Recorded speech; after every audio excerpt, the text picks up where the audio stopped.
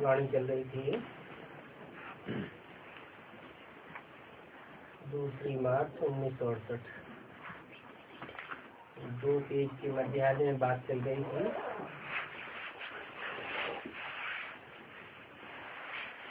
बहुत वंडरफुल बातें हैं। मैं तुम बच्चों को आकर के अपना और सारी रचना का परिचय देता हूँ, फिर भी कोई फारकती देते हैं, कोई डाइवोर्स दे देते हैं। बाप कहते हैं तुम सब सीताएं हो, मैं राम हूँ, सबको रावण की जंजीरों से छुड़ाने के लिए आया हूँ।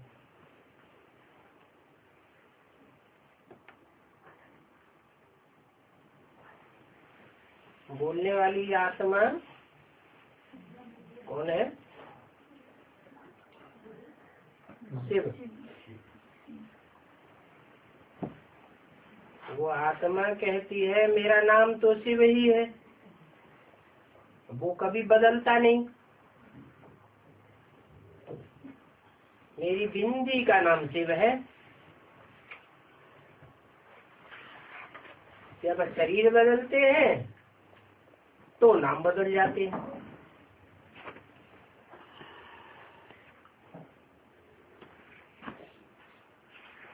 तो राम नाम तो शरीर का है, ये आत्मा का है। राम और कृष्ण नाम जो पड़ता है वो आत्माओं का नाम है या शरीरधारियों का नाम है? शरीरधारियों का नाम है।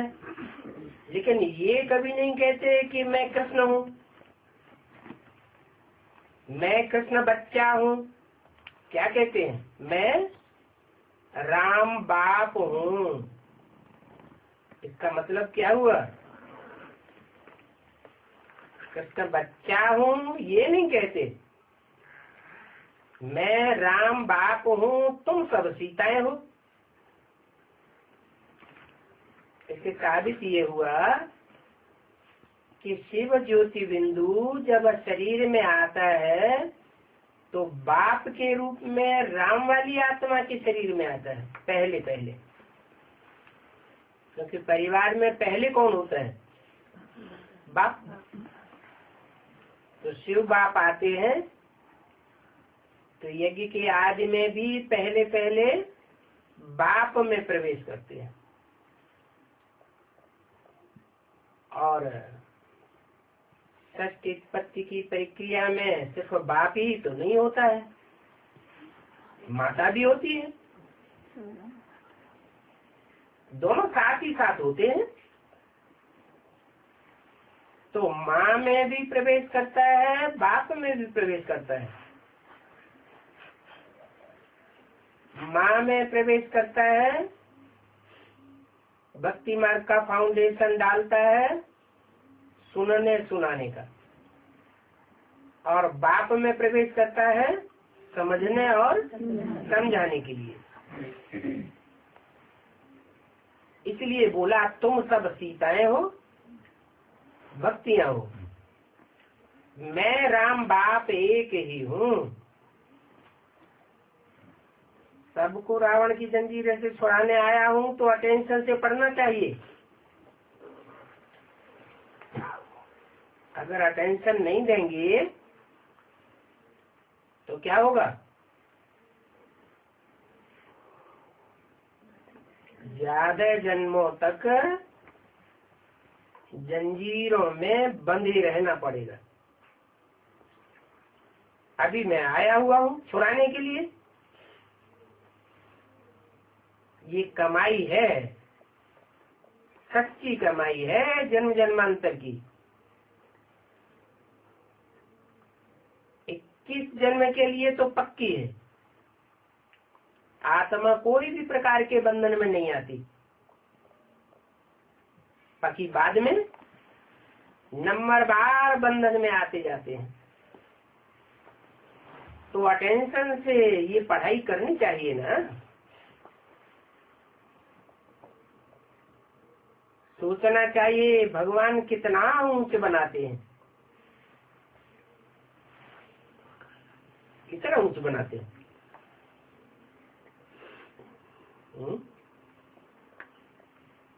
इतना ऊंच बनाते हैं जिससे ऊंच पद और कोई होता ही नहीं दुनिया में। हिटलर, नेपोलियन, बड़े बड़े हुए महत्वाकांक्षी, सारे विश्व के ऊपर राज्य करना चाहते थे, इतने बड़े बनना चाहते थे,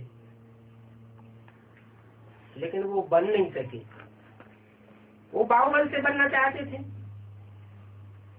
और बाहुबल 5 तत्वों से कनेक्टेड है या आत्मा से कनेक्टेड है? 5 तत्वों से कनेक्टेड है बाहुबल। 5 तत्व माने प्रकृति के तत्व, और प्रकृति रचना है या रचयिता है? प्रकृति तो रचना है। ज्यादा ताकत किसमें होती है? रचयिता में ज्यादा ताकत होती है। बाप ताकतवर होता है, बच्चे तो उतने ताकतवर नहीं होते। तो आत्मा रचयिता है, और शरीर के 5 तत्व जिनसे ये शरीर बनता है वो रचना है। तो बोला कि इतने बड़े बड़े महत्वाकांक्षी दुनिया में हिस्ट्री में हुए, वो भी बाहुबल से सारे विश्व के ऊपर विजय नहीं प्राप्त कर सके, विश्व के मालिक नहीं बन सके। और मैं तुम्हें आकर के सारे विश्व का मालिक बनाता हूँ। तुम देवताओं के भी मालिक बनते हो, आसुरी शक्ति के भी मालिक बनते हो। तो ये पढ़ाई कभी मिस नहीं करनी चाहिए। अगर मिस करते हैं तो अपना घाटा डालेंगे। अच्छे स्टूडेंट्स कभी भी पढ़ाई मिस नहीं करते हैं, और लेट भी नहीं आना चाहिए। 2 बातें, क्या? रेगुलर भी होना चाहिए और पंक्चुअल भी होना चाहिए। पंक्चुअल माना ठीक टाइम पर आने वाला।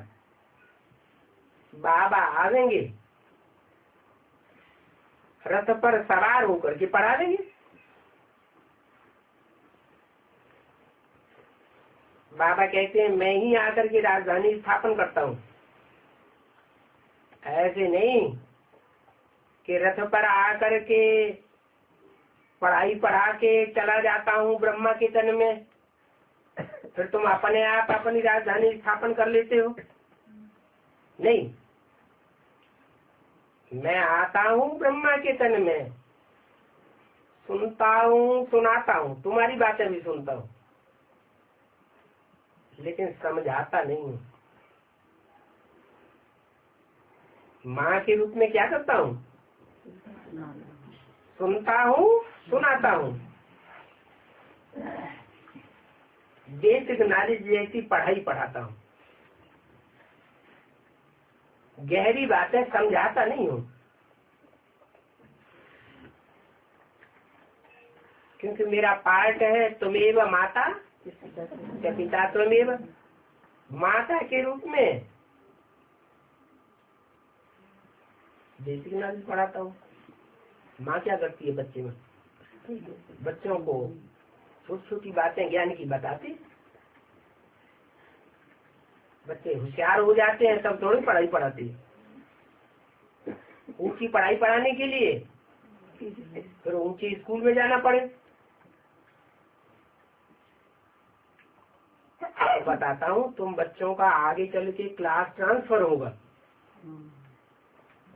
मुरली में बताया ना। तो बेसिक पढ़ाई पूरी होती है, क्लास ट्रांसफर होता है, फिर मैं टीचर के रूप में पढ़ाता हूँ, समझाता हूँ, एक एक बात के हिज्जे हिज्जे करके समझाता हूँ। टीचर का काम ही है पढ़ाना। लेकिन टीचर कौन से स्टूडेंट से खुश रहता है? जो स्टूडेंट रेगुलर होते हैं और पंक्चुअल होते हैं। भले कोई होशियार भी हो जाए, लेकिन अगर रेगुलर नहीं होता है, पंक्चुअल नहीं होता है, तो टीचर समझता है हमारा अपमान करता है। क्या ये हमको रिगार्ड, तो टीचर की दुआएं मिलेंगी? टीचर की दुआएं मिल नहीं सकती। तो बाबा कहते हैं मैं सिर्फ आकर के पढ़ाई ही नहीं पढ़ा के चला जाता हूँ, तुम्हारी राजधानी भी स्थापन करता हूँ। और जो भी धर्म पिताएं हुए हैं, भले कितने भी बड़े बड़े मर्तबे वाले हुए, क्राइस्ट 100-200 करोड़ क्रिश्चियंस में मान्यता प्राप्त है। 200 करोड़ क्रिश्चियंस क्राइस्ट को अपना फादर मानते हैं, लेकिन वो हद का है और राजधानी स्थापन नहीं करता है, सिर्फ धर्म स्थापन करके चला जाता है। और मैं धर्म स्थापना के साथ साथ तुम्हारी राजधानी स्थापन करके जाता हूँ। वो तो पढ़ाई नहीं पढ़ाते हैं, वो मर्तबे की पढ़ाई नहीं पढ़ाते हैं, और मैं तुम्हें राजाई की पढ़ाई पढ़ाता हूँ, राजयोग सिखाता हूँ।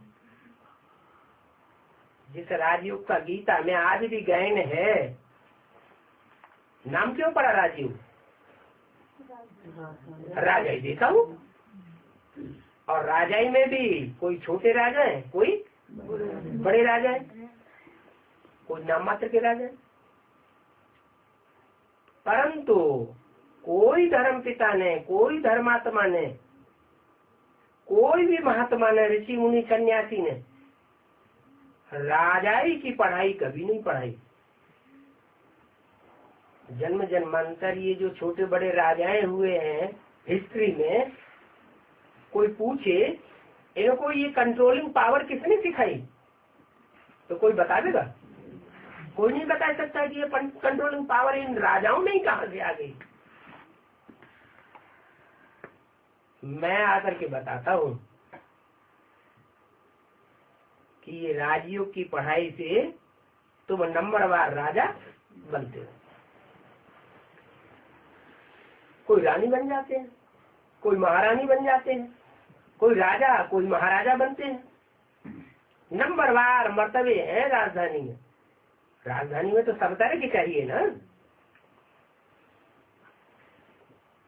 तो मैं आकर के राजधानी स्थापन करता हूँ, और कोई भी आकर के राजधानी स्थापन करके नहीं जाता है।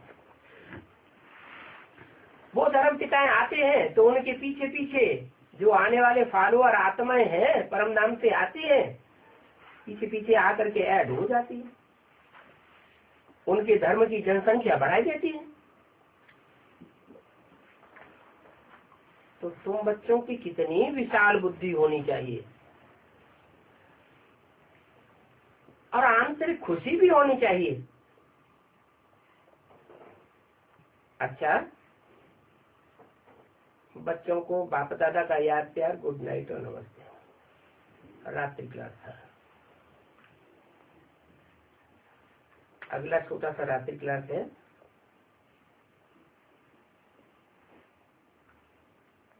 3-5-68 का। बाबा राजयोग सिखलाए रहे हैं। कहते हैं काम महाशत्रु है। राजयोग के रास्ते में महाशत्रु कौन सा है? काम महाशत्रु है। अगर ऐसे शत्रु की चपेट में आ गए तो बच्चे अनुभव तो करते हैं। बाबा की याद आना बंद हो जाती है, या तो बहुत धीमी हो जाती है।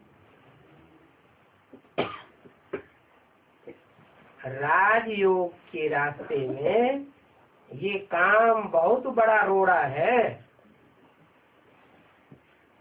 इन पर जीत पाने से तुम जगत जीत बनेंगे।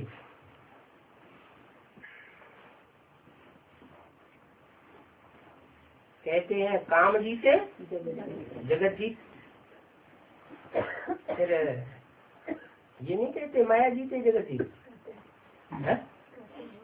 माया जीते जगत जीत भी कहते हैं, लेकिन माया के जो भी मुखिया हैं, माया के जो भी सहयोगी हैं, उनमें बड़े से बड़ा सहयोगी कौन है? काम विकार। इसीलिए कहते हैं कि काम महाशत्रु है। माया भी तो शत्रु है ही।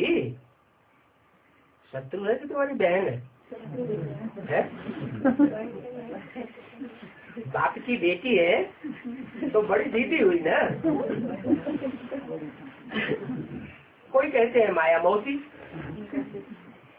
अब माया भी रूप धारण कर लेती है तो मौसी भी हो जाती है।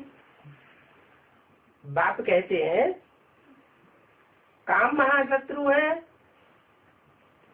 माया तुम्हारा दुश्मन है, माया रावण।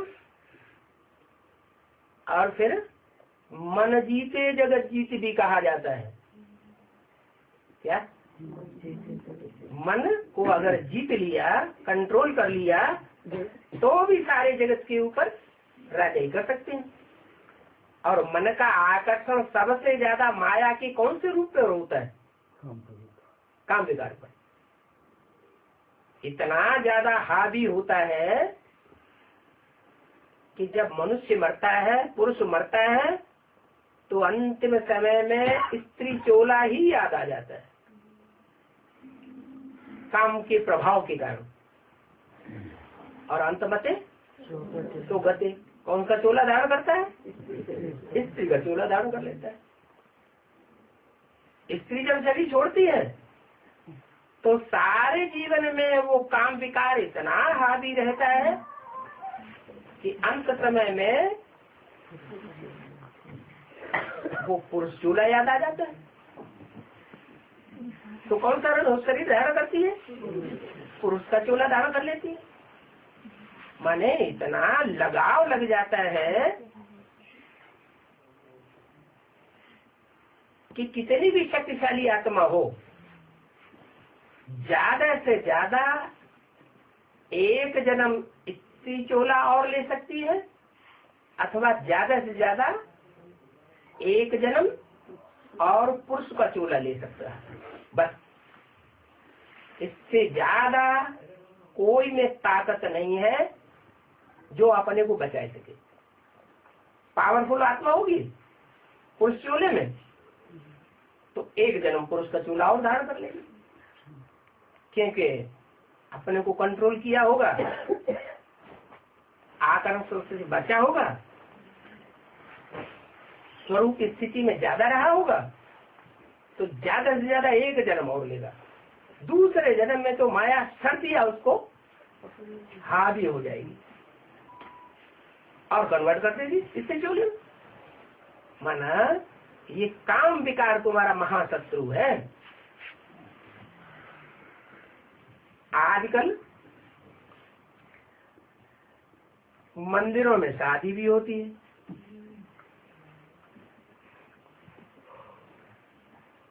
काहे के लिए होती है? शादी का मूल उद्देश्य क्या है? एम ऑब्जेक्ट क्या है? शादी नाम की जो संस्था बनी है, सारी दुनिया में शादी हो रही है, उसका मूल उद्देश्य क्या है? किस लिए होती है? वही काम विकार का सुख भोगने के लिए शादी करते हैं। और वो भी कहाँ करते हैं? मंदिरों में, गिरजाघर में जाकर के शादियां होती हैं। ये धर्म समझ लिया है क्या? ये धर्म की सबसे बड़ी धारणा समझ रखी है। जिस धर्म से सुख होना चाहिए, उन्होंने शादी का धर्म बनाया कि वो धर्म की काम है और इससे सुख होगा। बाप कहते हैं सुख के बजाय और ही दुख होता है। क्यों? जिस काम के शुरुआत में फाउंडेशन में दुख होगा तो आदि मध्य अंत दुख चलता ही रहेगा, खत्म नहीं हो सकता।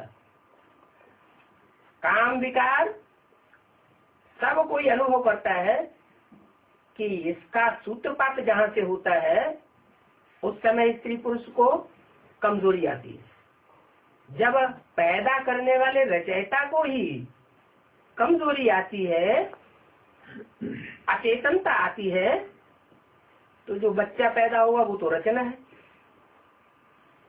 और रोते रोते पैदा होगा या खुश होते हंसते हुए पैदा होगा? नसीब में तो बच्चे हंसते हुए पैदा होते हैं, खुश होते हुए पैदा होते हैं। खुशी की पैदाइश होती है क्योंकि वहाँ ऐसा कोई दुख का काम करते ही नहीं। यहाँ तो फाउंडेशन में ही दुखी हो जाते हैं, आसक्त हो जाते हैं,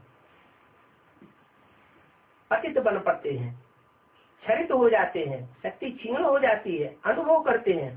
तो फाउंडेशन में ही जिसका दुख बढ़ गया तो सारे जीवन में दुख की दुनिया और अंत समय में भी हिलकोरे लेते लेते शरीर छोड़ते हैं, घावड़े मारते मारते शरीर छोड़ते हैं ना।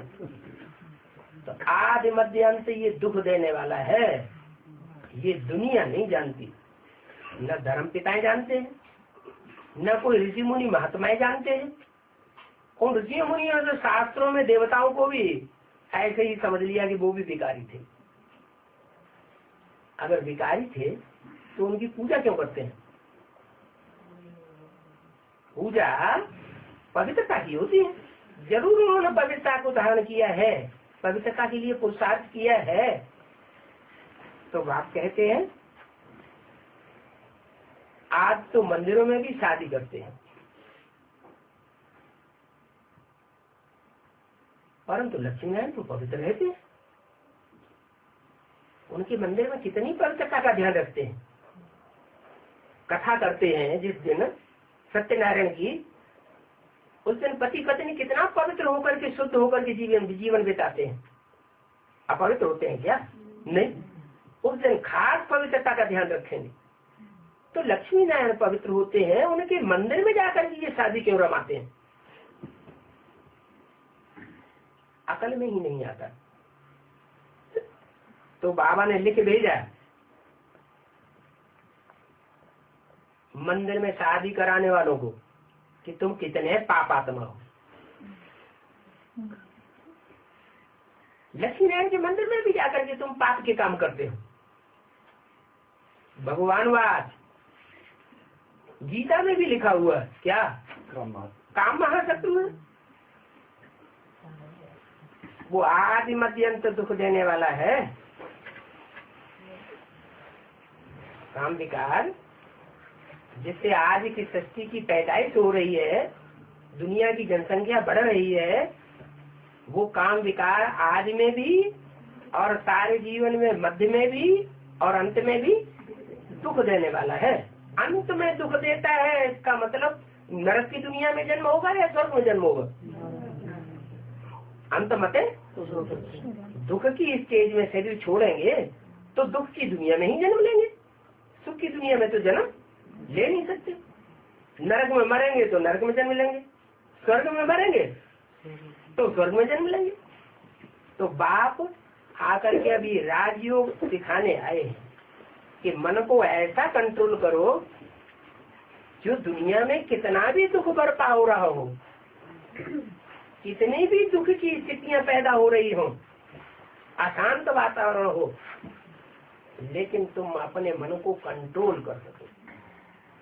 सुखमयी स्थिति में शरीर छोड़ो, ऐसी मैं राजयोग की प्रक्रिया सिखाता हूँ। काम पर जीत पाने में ये लक्ष्मी नारायण जगत जीत बने हैं पहले। इसलिए इनकी पूजा होती है। घर घर में सत्यनारायण की कथा होती है। सत्यनारायण की कथा होती है, किसी और देवता की भी कथा होती है। सत्यनारायण की कथा गाई हुई है। एक ही सत्य है, जो पहले पहले झूठ पर विजय पाता है। इसलिए एक सत्यनारायण की कथा होती है, सत्य लक्ष्मी की कथा होती है। लक्ष्मी का नाम पहले और नारायण का नाम बाद में, फिर लक्ष्मी की कथा होनी चाहिए। सत्यनारायण की कथा क्यों गाई हुई है?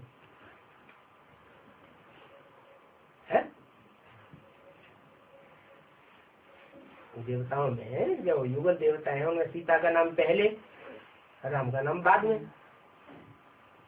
राधा का नाम पहले, कृष्ण का नाम बाद में। तो नारायण जब सत्य कहा जाता है तो उसका नाम पहले होना चाहिए। फिर राधा का नाम पहले क्यों कर दिया? लक्ष्मी का नाम पहले क्यों कर दिया? इसलिए कर दिया,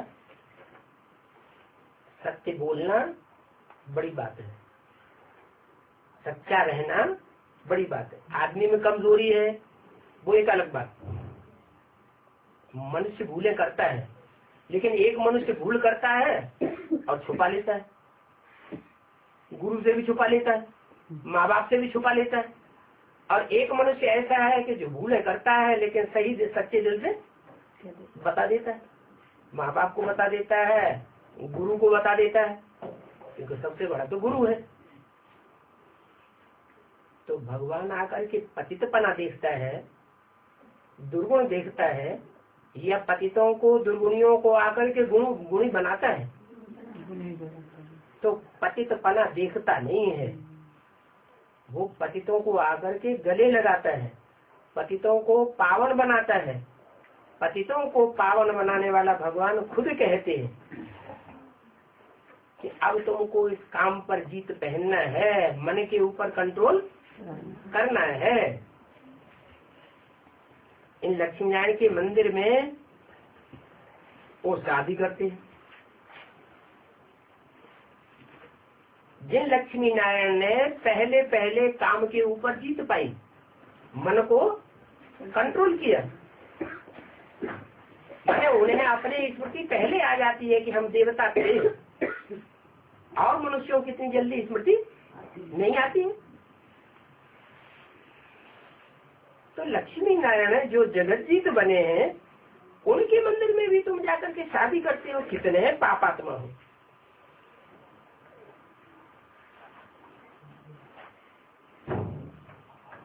हम ब्रह्मा कुमारियां तो भगवानवाद सुनाते हैं, अपनी बात नहीं सुनाते। भगवान ने बोला है काम महाशत्रु है, काम की इच्छा से उतार करके ज्ञान की इच्छा पर बिठाते हैं। और ज्ञान माने जानकारी, सच्चाई की जानकारी कहाँ से आती है? सारी दुनिया तो झूठ है।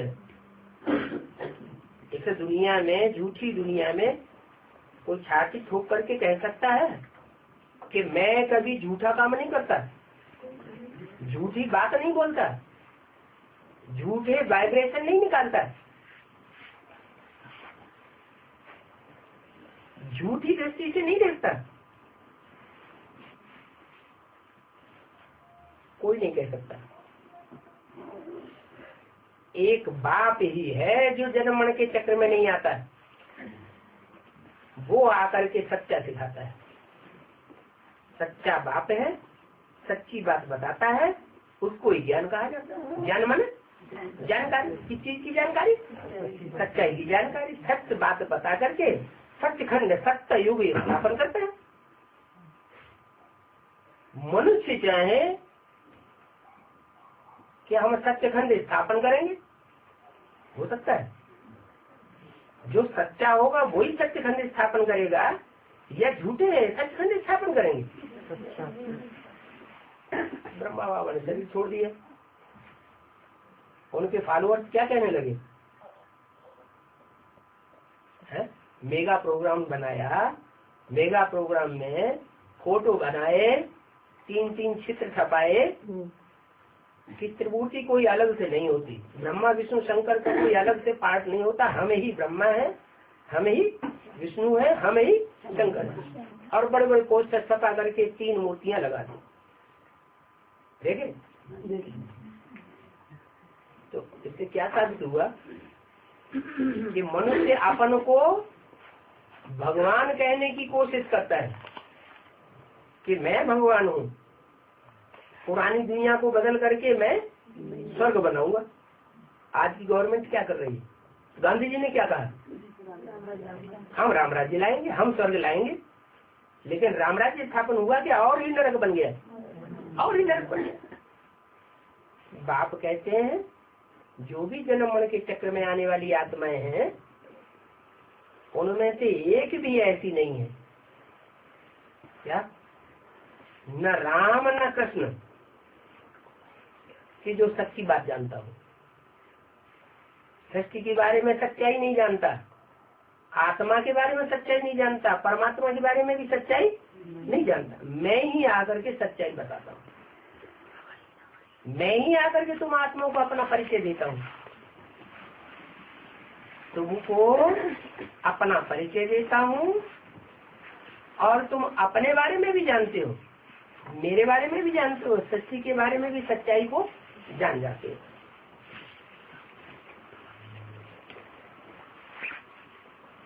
तो कोई कहे कि सब मनुष्य जब झूठे हैं तो ब्रह्मा कुमार कुमारियां भी तो झूठे ही होने चाहिए। अरे हम अपनी बात कहाँ सुनाते हैं? हम किसकी बात सुनाते हैं? हम तो जो बाबा ने बोला हुआ है, माउंट आबू से जो बाबा ने वाणी चलाई है, हम वही बातें तो बोलते हैं। उन बातों के बरखिलाफ अगर हम कोई बातें बोलते हो, कोई प्रूफ मिलता हो तो कह सकते हैं कि हम तो मनुष्य की वाणी सुनाते हैं। हम तो कहते हैं कि काम शिक्षा से उतार करके ज्ञान शिक्षा पर बिठाने का काम एक परम पिता परमात्मा का है और कोई मनुष्य मात्र का नहीं है। बोलो, तुम अपन को ब्रह्मा कुमार कुमारी समझते हो? कहेंगे हाँ, सारी दुनिया ब्रह्मा की औलाद है, हम भी ब्रह्मा की संतान है। तो उनसे पूछो कि तुम अपन को ब्रह्मा कुमार कुमारी कहते हो तो तुम्हारा ब्रह्मा कहाँ है? उन ब्राह्मणों से भी पूछो कि तुम अपन को ब्रह्मा कुमार कुमारी कहते हो, तुम्हारा ब्रह्मा कहाँ है? कहेंगे वो तो सूक्ष्म बताऊंगा। अरे तो तुम यहाँ कहाँ से आ गए? ब्रह्मा जो रचना रचने वाला है, रचयिता है, वो इस सृष्टि पर होना चाहिए या सूक्ष्म पतन में सृष्टि होती है? सृष्टि तो यहाँ होती है ना, इस दुनिया में होती है ना, सूक्ष्म पतन में सृष्टि थोड़ी ही होती है।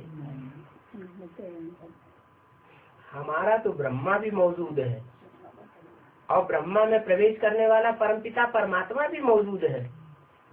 उसको कहा जाता है त्रिमूर्ति सेवक। क्या?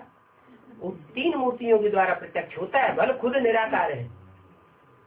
वो निराकार 3 साकार मूर्तियों, मूर्ति माने मूर्त माने साकार, अमूर्त माने अमूर्त माने निराकार।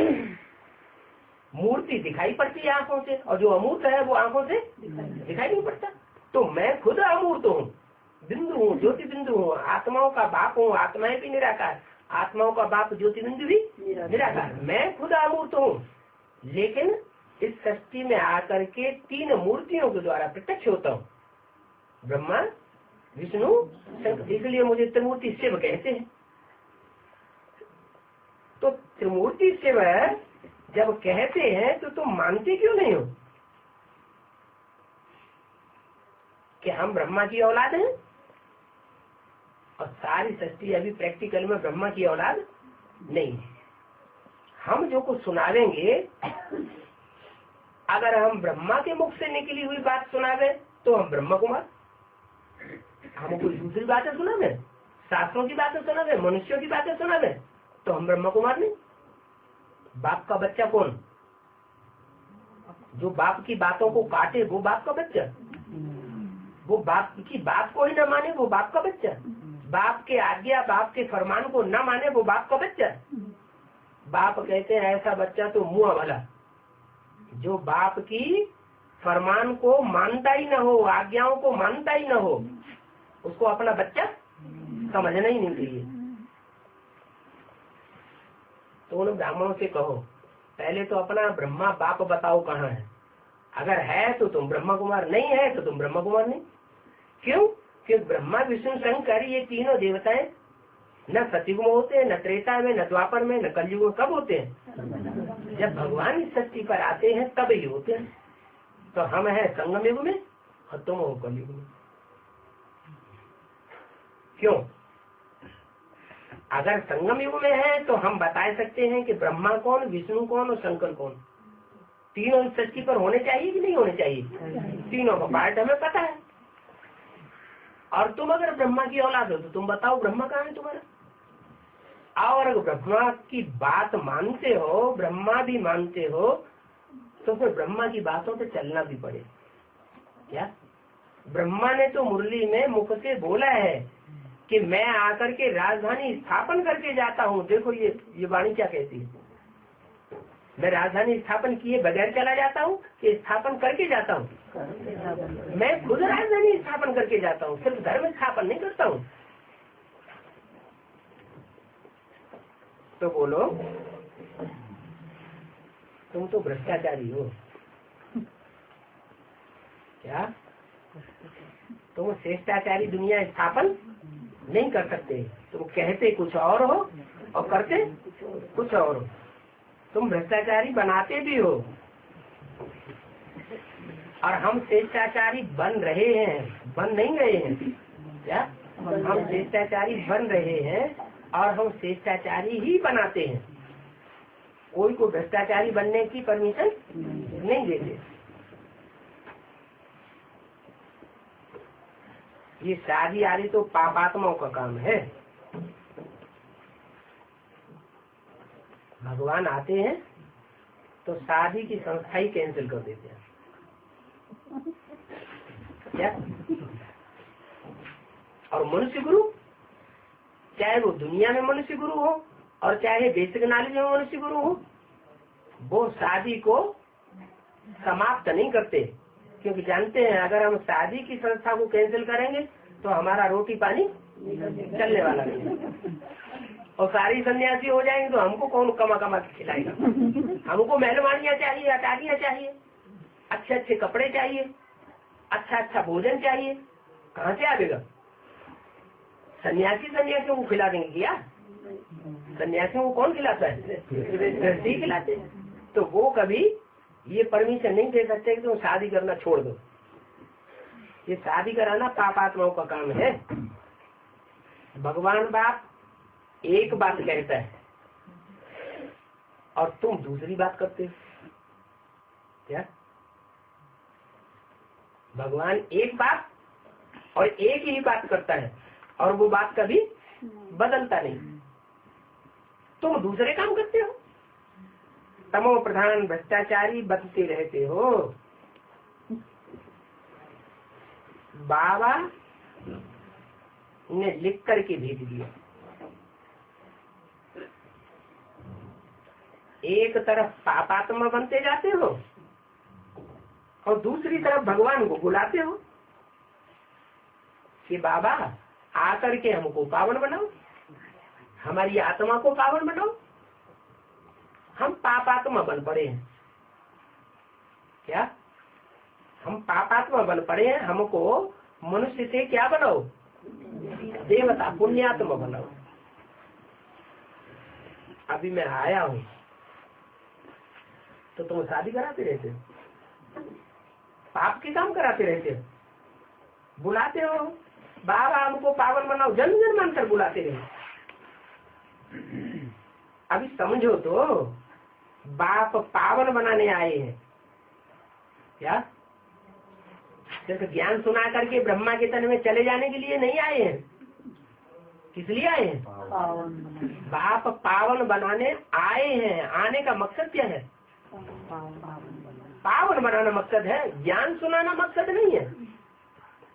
भगवान का एम ऑब्जेक्ट ज्ञान सुनाना नहीं है।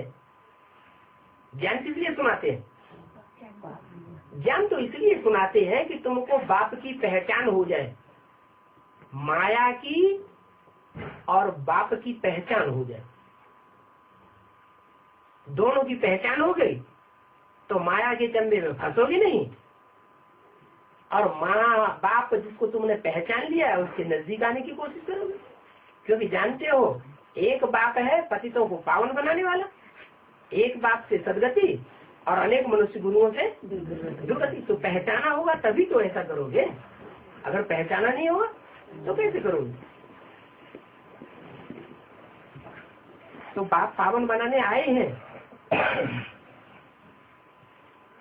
शादियों के लिए हाल बनाते रहते हो, बाप को हाल बनाकर नहीं दे सकते।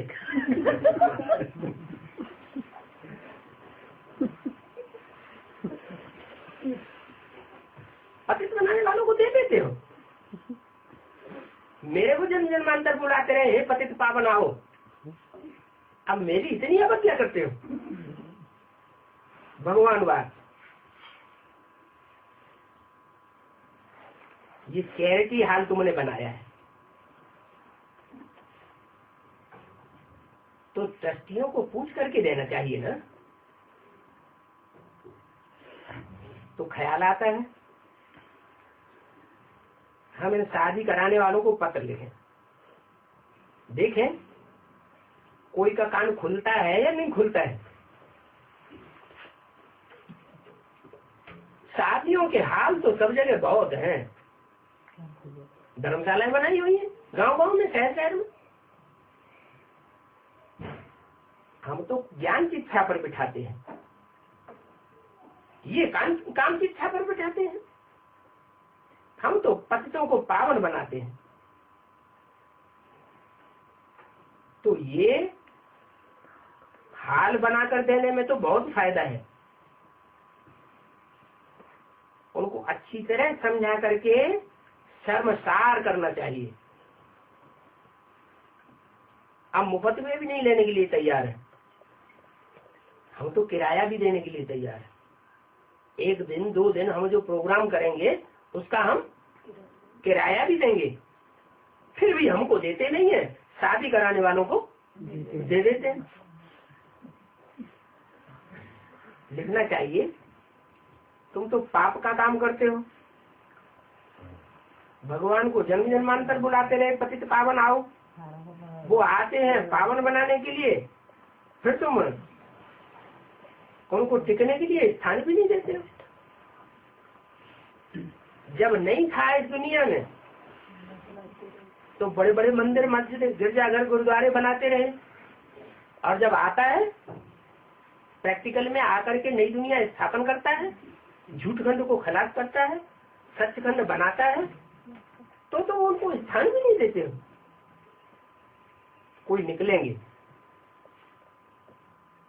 ऐसे भी कोई निकलेंगे जो समझेंगे बरोबर हम तो ये पाप का काम कर रहे हैं। ये पुरुषोत्तम संगम युग है। इस युग का नाम कैसा युग? पुरुषोत्तम संगम युग। संगम माने में, तो सतयुग त्रेता संगम युग नहीं है। सतयुग त्रेता की जब संधि होती है तो उसे संगम नहीं कहेंगे। त्रेता और द्वापर की जब संधि होती है तो संगम युग नहीं कहेंगे, है? कहेंगे। और द्वापर और कलयुग की जब संधि होती है तो संगम युग नहीं कहेंगे, वो भी संगम युग कहेंगे। फिर इसको क्या कहेंगे? उनको संगम युग तो कहेंगे, संगम तो होता है वहाँ, लेकिन पुरुषोत्तम संगम युग सिर्फ अब ही होता है। इसलिए भक्ति मार्ग में इसकी यादगार क्या मनाते हैं? हर चौथी वर्ष पुरुषोत्तम मास मनाते हैं। वो चौथी वर्ष मनाते हैं, वास्तव में है हर चौथे युग के बाद पुरुषोत्तम वर्ष की बात, जिसकी यादगार में वो भक्ति मार्ग में मनाते हैं। नाम पुरुषोत्तम युग क्यों रखा? क्योंकि और युगों में इस सारी सृष्टि के जो भी पुरुष मात्र हैं उनमें उत्तम से उत्तम कौन है ये प्रत्यक्ष नहीं होता। उत्तम से उत्तम की यादगार तो है, मनाते हैं हर धर्म में, हिंदू, मुसलमान, सिख, ईसाई, बौद्धिक, हर धर्म में उत्तम उत्तम आत्माओं को याद तो करते हैं, लेकिन याद करते हुए भी जानते नहीं है किस रूप में है। हर धर्म में मान्यता है, स्मरण करते हैं, सिमरते हैं, माला। हिंदू भी माला सिमरते हैं। सिमरण करना माने स्मरण करना। कोई हुआ है तभी तो स्मरण करते हैं। वो जो गोल गोल दाने हैं किसकी यादगार है? आत्माओं की यादगार है। तो उन आत्माओं को, उनकी श्रेष्ठता को, उनके पुरुषोत्तम पने को स्मरण भी करते हैं, लेकिन स्मरण करते हुए भी बेचारे जानते नहीं। हिंदू, मुसलमान, सिख, ईसाई, कोई भी धर्म वाले हो, सिर्फ नास्तिक वालों को छोड़ के सब धर्म में माला घुमाई जाती, स्मरण करते हैं ना, बेचारे जानते नहीं। अभी बाप आकर समझाते हैं, तुमने ये जो माला रूपी संगठन बनाया हुआ है यादगार, जिसको तुम स्मरण करते हो, चाहे 108 की माला हो, चाहे किसी धर्म में 100 की माला हो, ये श्रेष्ठ से श्रेष्ठ उन पुरुषार्थी आत्माओं की माला है जो जन्म जन्मांतर राजाएं बनते रहे। राजयोग भगवान ने जब सिखाया था तब उन्होंने अपनी आत्मा में ये शक्ति भरी थी, क्या? राजा रानी बनने की। तो ये पुरुषोत्तम संगम अभी चल रहा है। ये पुरुषों में उत्तम से उत्तम बनने वाली आत्माएं अभी प्रत्यक्ष हो रही है। ये किसी को मालूम नहीं है। अगर ये बात किसी को पक्का मालूम हो जाए, पक्का निश्चय बैठ जाए कि यहाँ ऐसे ऐसे हो रहा है कि जन्म जन्मांतर की श्रेष्ठ से श्रेष्ठ आत्माएं अभी यहाँ तैयार की जा रही है, तो सब दौड़े इस स्कूल में पढ़े। लेकिन यहाँ तो जिनको परिचय मिला हुआ है वो भी रोज पढ़ाई नहीं पढ़ते, रोज टीचर का डिसरिगार्ड करते रहते। टीचर क्लास में पहले आ जाए और स्टूडेंट बाद में आए तो टीचर का रिकॉर्ड हुआ या डिसरिगार्ड हुआ? टीचर का डिसरिगार्ड हो गया। किसी को मालूम नहीं है कि ये पुरुषोत्तम संयोग है, जबकि बाप आते हैं पवित्र बनाने। बड़े बड़े आदमी जो बड़े बड़े कहे जाते हैं, वो खास हाल बनाते हैं शादियों के लिए, बर्बादी के लिए हाल बनाते हैं। और मैं सारी दुनिया की आबादी करने के लिए आया हूँ। इतनी बड़ी दुनिया में जो भी मनुष्य मात्र आत्मा है 500-700 करोड़, सबको ये आबादी करके जाता हूँ। जो भी आत्मा परम धाम से आवेगी वापस इस सृष्टि पर, वो पहले जन्म में आबादी में आवेगी या बर्बादी में आवेगी? पहले जन्म में हरेक की सदगति होती है, हरेक को सुख ही मिलना है, दुख नहीं मिलना है। तो भी देखो मेरा क्या हाल है, मेरे को स्थान नहीं देते। देने में लगे, मेरे को स्थान नहीं देते। शादियों के लिए हम दे देंगे, उनको समझाना चाहिए। भगवान बात काम महाशत्रु है, तो महाशत्रु का आवाहन करने के लिए शादियां कराते हो, बड़े बड़े हाल बनाते हो। और मैं जो काम महाशत्रु को 2500 साल के लिए सृष्टि से विदा कर देता हूँ, उनको तुम स्थान भी नहीं देते। ये हाल तुम इसलिए बनाते हो, ये काम नहीं छोड़ेंगे तो तुम्हारा और ही पाप बनता जाएगा। क्या ये काम अगर नहीं छोड़ेंगे तो तुम्हारा और ही पाप बनता है? ये दुनिया वालों से ही कहना है, ये ब्राह्मणों की दुनिया में भी ऐसे हो रहा है। ब्राह्मण दुनिया में कहाँ हाल बनाते हैं शादियों के लिए, झूठ बोलते हैं, ऐसे ही ठोक देते हो हर बात को। ब्राह्मण दुनिया में शादियों के लिए हाल कहाँ बनाते हैं? न पैसे के बारे में ब्राह्मण वाले बनाते हैं क्या? नहीं बनाते। अच्छा, कैसे देह? आत्मा परमात्मा मिलन के फल का कंबल बना हुआ है। और बाद कंपनी में शादियाँ कराते हैं काम विकार में डालने के लिए शादी कराते हैं। वहाँ तो और ही निश्चय पत्र लिखा लेते हैं। ये गुरु लोग बदनामी ही करते रहते हैं, कितना तो भगवान अच्छा काम कराए, लिखवा लेते हैं। इनसे भी लिखवाया हुआ है, स्टाम्प लगवाया हुआ है।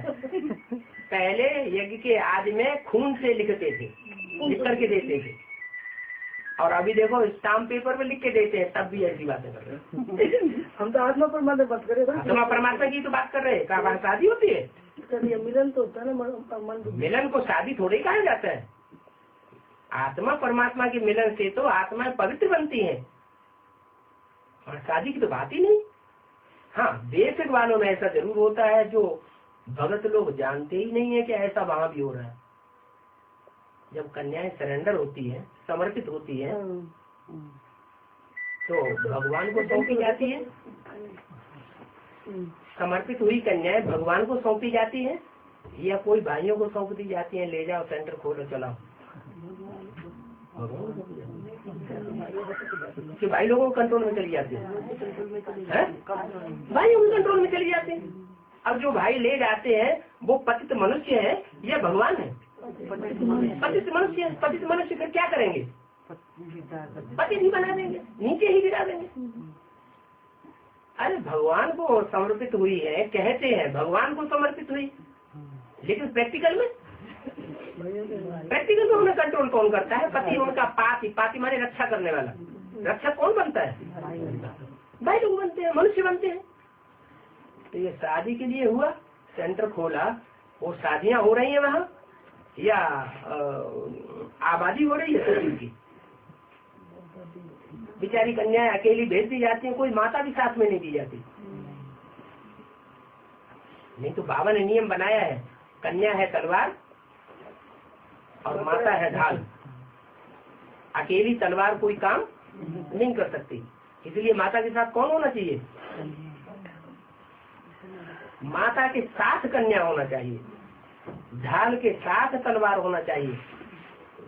तलवार अकेली काम नहीं कर सकती, तलवार वार करेगी,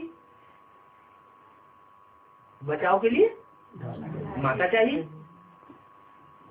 तो वहाँ तो सारे काम उल्टे हो रहे हैं। जैसे दुनिया में सारा भक्ति मार्ग का ढकोसला चल रहा है, वैसे वहाँ भी भक्ति मार्ग का ढकोसला चल रहा है। उससे दुनिया पावन नहीं बन सकती, और ही पतित बनते जाएंगे। तो बाप कहते ये काम करना तुम नहीं छोड़ेंगे तो पाप और ही बढ़ता जाएगा। सब पाप से ही होता है।